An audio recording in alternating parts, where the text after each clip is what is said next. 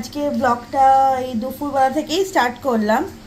তো এখন বাজে ওই 2টো, আমরা ঘরের ব্যবস্থা করছি আর কি। তো দাদা ভাইয়ের প্লেটটা দেখো, আমরা এমনিভাবে ডেকোরেট করছি।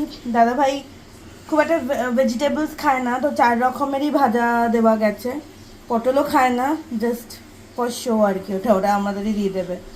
তো ভাত, 4 রকমের ভাজা। এটা হচ্ছে তোমার ইলিশ মাছের বড়া। দেখো, দাঁড়াও, এটা দিকটা করো না। না না না না না, লাস্টে দাও। আলু ভাজা, ঢেঁড়স ভাজা, পটল ভাজা আর ইলিশ মাছের বড়া ভাজা। ইলিশ মাছের ডিম ভাজা। আর আছে ইলিশ মাছ, মাছের তেল, ইলিশ মাছের তেল, শুক্তো ডাল, আরও কি কি আছে তোমাদের মেনুটা দেখাচ্ছি। মেনুটা তোমাদের পুরোপুরি দেখাচ্ছি, দাঁড়াও আগে বার্থডে বয় আসুক। আজকে আমাদের মেনুতে তোমাদের একবার দেখিয়ে দিই। ভাত, এটা হচ্ছে কচুর শাক, এটা আলু, দাদাভাই খুব ভালোবাসে ওই জন্য। এটা হচ্ছে তোমার নিরামিষ, ছোলা দিয়ে, আলু ভাজা, ভিন্ডি ভাজা, পটল ভাজা আর মাছের ডিমের ভাজা, ডিম বড়া, ডিম ভাজা। আর শুক্তো ডাল, ইলিশ মাছ, আমের চাটনি, স্যালাড, আর এটা হচ্ছে তোমার রসগোল্লার পায়েস আর কোল্ড ড্রিঙ্ক। আর এটা হচ্ছে বার্থডে বয়।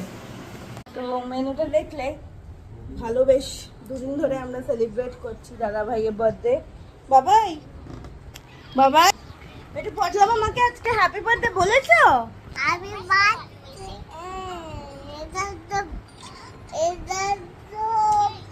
প্লেন। হ্যাঁ, তুই পটলা মামাকে তো হ্যাপি বার্থডে আজকে বলেছো তুই? কেমন করে বললে? একটু বলে দাও, ফ্রেন্ডসদের একটু বলে দাও তো। ঠিক,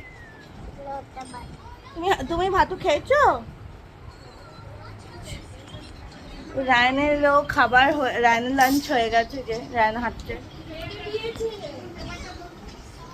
দাদা ভাই, বাবাই আর সোহম খেয়ে নেবে, তারপরে আমি, দিদি ভাই, মা, ফুপি খাবো। ট্রেন ধরার জন্য টোটোতে উঠে গেছি।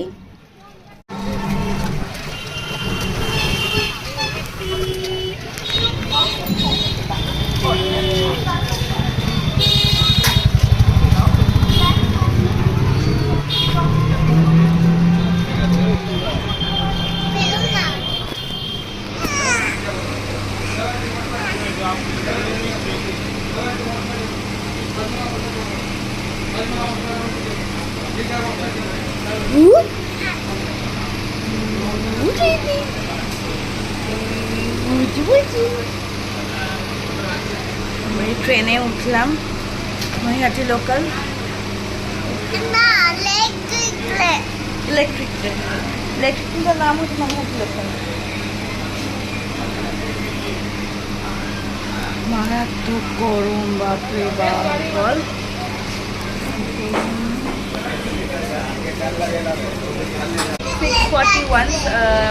6:41, ট্রেনটা ছাড়বে।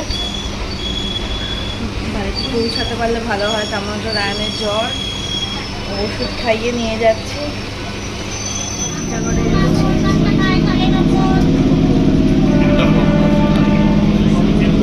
রায়নের শরীরটা ভালো লাগছে না, ম্যাচ করছে। দেখো কত কিছু উঠছে ট্রেনে, চালের পাঁপড়, বাদাম, এগুলো একটা নস্টালজিক ব্যাপার বলো। সব মানে আমরা ছোটোবেলা যারা ট্রেনে উঠেছি, ট্রাভেল করেছি, আমি এত সোহম সেই কথাই বলছিলাম আর কি, যে কত রকমের খাবার আমরা খেতাম, আমাদের ঝালমুড়ি উঠতো, ছোলা মাখা উঠতো, তাই না?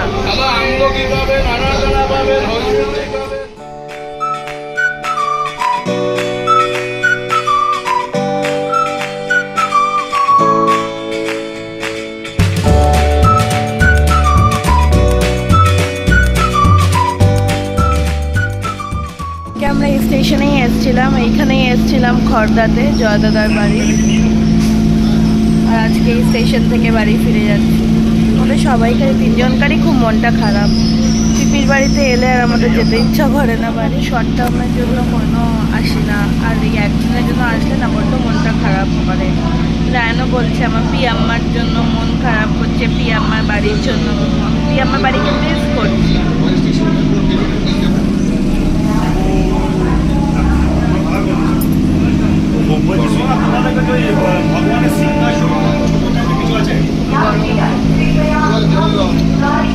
এখন আগরপাড়ায় আর একটা স্টেশন বেলঘরিয়া, না বেলঘরিয়া এসে গেছে। ও আমরা এখন বেলঘরিয়ায়, আমরা এখন বেলঘরিয়ায়। আর নেক্সট স্টেশনই হচ্ছে দমদম। আমি নেমে যাবো, সুরেশনারা চলে যাবে হচ্ছে শিয়ালদা। ওরা তো বাসে করে আসবে। গরমে মাথা খারাপ হয়ে গেছে, বুঝতে পারছো তো? ওলা উবের বুক করে দেবে, ঠান্ডায় ঠান্ডায় আসবে।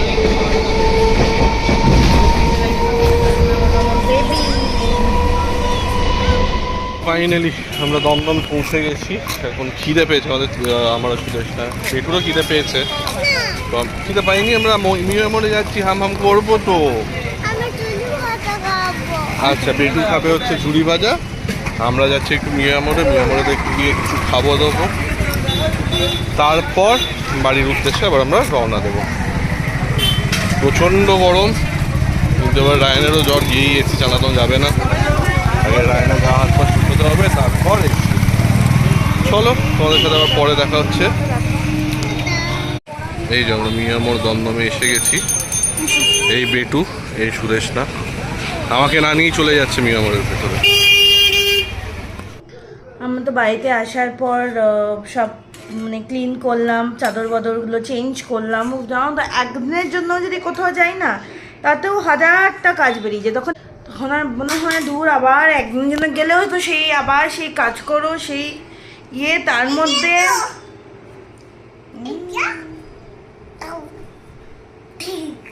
এটা হচ্ছে রায়নের বাস্কেট, যত খেলনা ছোট ছোট কাজগুলো রায়ন এখানে রাখে। প্লিজ আমার এই চুলের ঝুটি বাঁধা, প্লিজ এই মুখ চোখের অবস্থা ইগনোর করো। আমার শরীর একদম ভালো নেই, কোনো রকমে আমি আর কি চালাচ্ছি। আমার আগের বছরে অগস্ট মাসে আমার গলব্লাডার স্টোন অপারেশন হয়। বেসিক্যালি না, আমার তার এক বছর আগে থেকে কি হতো বলতো, মানে কোনো কিছু পর 2-3 দিন একটু যদি রিচ খাবার খেতাম, মানে একটু স্পাইসিওয়ালা খাবার খেতাম, বাইরে খাওয়া হয়ে যেত, একটু মাঝে মাঝে আমার হাতটা চলে আসবে, হ্যাঁ আমি রায়নকে খাওয়াচ্ছি আর কি, দুধ রুটি খাওয়াচ্ছি, তো অমনি খাওয়া হতো। তো আমার খুব এক্সট্রিম বমি হতো, বমি মানে সেই 10-12-15 বার বমি।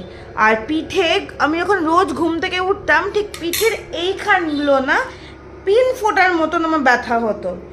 তারপরে বুক আর পেটের মাঝখানটা সেই গ্যাসে ফুলে গিয়ে বমি পেত, গ্যাস হতো, এক্সট্রিমলি সাংঘাতিক গ্যাস ফর্ম করতো। তারপরেই তো ডক্টর বললো যে এটা নিশ্চয়ই, মানে আমরা যে হাউস ফিজিশিয়ান তোমাদের তো অনেকবার বলেইছি, যে অমিত কাকু বলেছিল যে তোমার একদমই গলব্লাডার স্টোন হয়েছে। তো ইউএসজি টেস্ট করিয়ে তো অবভিয়াসলি মাল্টিপল স্টোন ধরা পড়লো। তো লাস্ট ইয়ার আমার অগস্টে অপারেশন হলো। তো অপারেশন হওয়ার বেশ মানে আগের বছর পুরোটাই ভাবো আমার কিন্তু কোনো প্রবলেম ছিল না, মানে মিথ্যা কথা বলবো না। আমার দেখো যেটুকু গ্যাস অম্বলটা আজকাল সবার হয়, মানে কারুর হয় না, এটা জাস্ট মিথ্যা কথা বলা, যার হয় না একদম বলে। আমারও তাই মনে হয়, বিকজ আমি যখন অপারেশনের পর 15 days পর আমার চেক আপ ছিল, তখন আমি বলেছিলাম যে আমার তো এখনও গ্যাস অম্বলটা কিছুতেই কমছে না। ডাক্তার বলছে দেখুন আমি তো ডক্টর, আমারও গ্যাস অম্বল হয়। গ্যাস অম্বলটা আজকালকার দিনে একদমই নর্মাল ব্যাপার আর কি। তো যাই হোক, তো অমনি হতো নর্মাল আর কি, যেটুকু গ্যাস হতো আমি ওষুধ খেতাম, ঠিক হয়ে যেত। বাট এই বছরে স্টার্টিংয়ে 1 month কি 1.5 monthের পর থেকে আমার শুরু হয়েছে আবার সেই এক্স্যাক্ট আগের স্টেজে আমি ঠিক মনে হচ্ছে ফিরে গেছি, মানে মনে হচ্ছে আমার অপারেশন হয়নি। আবার সেই গ্যাস হয়ে যাচ্ছে, ঠিক বুক আর পেটের মাঝখানটা ফুলে যাচ্ছে, এক্সট্রিম কষ্ট হচ্ছে। মানে আগে বরঞ্চ এগুলো ছিল না, কিছু এক্সেসিভ মানে বাইরে খেলেই ভীষণ পেটে ব্যথা করছে, বারবার বারবার টয়লেটে যেতে হচ্ছে আর কি, এমনি প্রবলেম হচ্ছে। তো মানে কিছু বাইরে খেলেই বা সিম্পল যদি বাড়ির খাওয়াটাও আমি একটু পেট চেপে খাই তাহলেও আমার বারবার টয়লেট যেতে হচ্ছে। মানে তোমার একটা টেনশন হয়ে যাচ্ছে যে আমি পেট চেপে খাচ্ছি না, আমাকে আবার টয়লেটে যেতে হবে বা আমার পেটে ব্যথা করছে। তো মানে কালকে ঠিক আমি এইটুকু ফ্রাইড রাইস খেয়েছি, ঠিক এইটুকু, আর 2-3 পিস মাটন, ব্যাস। তাতে আমার এত শরীর খারাপ করেছে, তাতে আমার এত শরীর খারাপ করেছিল মনে হচ্ছিল যে ঠিক আমি গলায় আঙুল দিয়ে বমি করি, মানে এতটা বাজে কন্ডিশন হয়ে গেছিল আমার। তো কালকে তারপরে পিপিদের বাড়িতে গেলাম, দেখলেন নৈহাটিতে পিপিদের বাড়িতে গিয়ে মানে আমরা ঠিকই করেছিলাম যে আমরা খড়দা থেকে নৈহাটি, খড়দা থেকে নৈহাটি তো বেশি দূর নয়, খড়দা থেকে নৈহাটি আমরা ট্রেনে ইজিলি তাড়াতাড়ি পৌঁছে যাবো, আমরা ওটা ঠিক করেছিলাম। কিন্তু তখন আমার এত শরীর খারাপ করছে যে মনে হচ্ছে আমি পারবো না, আমার মনে হচ্ছে আমি সাংঘাতিক গরম লাগছে, ট্রেনে তো অবভিয়াসলি এসি নেই। সোমকে তুমি গাড়ি বুক করো, গাড়িতেই চলো। তো যাই হোক, তো সেই জন্য গাড়িতে এলাম, গাড়িতে এসে তাড়াতাড়ি করে ড্রেস চেঞ্জ করলাম। ওখান থেকে আসার আগে আমি একটা ওমেজ খেলাম, ভাবলাম যে ওমেজটা খেলে মোটামুটি আমার কাজ দেয়, তাড়াতাড়ি ঠিক হয়ে যাবে, বাট হলো না। বাড়িতে এসে গা ধোয়া ধুলাম, ফ্রেশ হয়ে আবার একটা ওমেজ খেলাম, তখনও আমার কমছে না, মানে তখনও আমার মনে হচ্ছে আমি বমি, মানে গলায় আঙুল দিয়ে মনে হচ্ছে বমি করি।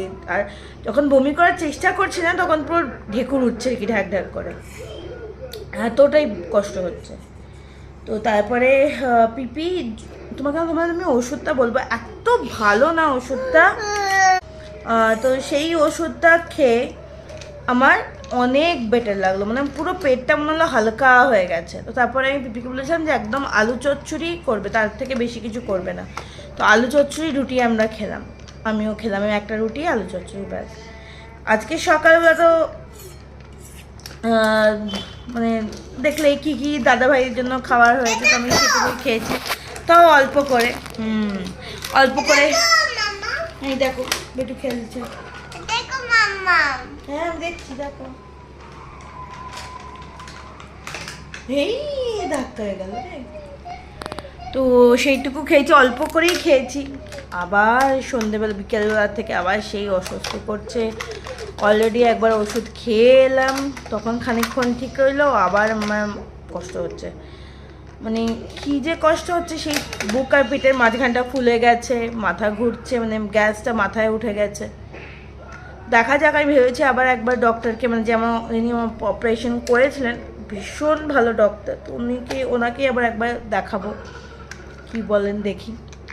তো যাই হোক, রায়নের তো কাল থেকে স্কুল, রায়নের যদি আর জ্বর না আসে আজকে, তো আমি কালকে স্কুলে ওকে পাঠাবো। তো ওর জন্যই সব প্রিপারেশন করে রাখলাম। আর রায়নের ডিনার হয়ে গেছে, রায়নকে খাওয়াবো, রায়নের ডিনার হয়ে গেছে, রায়নকে এখন ঘুম পাড়াবো। ঘুম পাড়িয়ে আমিও সব ওর বুকসগুলো যেগুলো হোমওয়ার্ক দিয়েছিল সেগুলো সব গুছিয়ে রাখলাম। নিউ ব্যাগ, কালকে রায়ন নিউ ব্যাগ নিয়ে যাবে, নিউ সেশন আগেও স্টার্ট হয়েই গেছিলো, বাট তখন খুব একটাও যায়নি, জ্বরের মধ্যে আরও অনেক প্রবলেম চলছিল, খুব গরম ছিল। আর তো সোমবার একবারে সামার ভ্যাকেশনটা হওয়ার পর থেকে সব কিছু নতুন নিয়ে পড়াশোকে। কালকে আর নিউ ইউনিফর্ম পরবে, হ্যাঁ গ্রিন কালারের নতুন জামা, আগের বারের জামাটা নয়, নিউ ইউনিফর্ম পরবে, নিউ ব্যাগ নেবে, তাই না? তারপরে নিউ টিফিন বক্স, ওয়াটার বটলটা নেক্সট উইক থেকে নিউ নেবে, ওয়াটার বটলও একটা নিউ আসছে, বা নিউ শু। আজকের ব্লগটা আমি এখানেই এন্ড করছি। তোমাদের যদি ব্লগটা একটুও ভালো লেগে থাকে তো আমার চ্যানেলটা প্লিজ সাবস্ক্রাইব করে দিও, প্লিজ সাবস্ক্রাইব করে দিও, আর আমার ভিডিওটা লাইক অ্যান্ড শেয়ার করে দিও, আর কমেন্ট করে জানিও তোমাদের কেমন লাগছে। চলো টাটা, বাই বাই।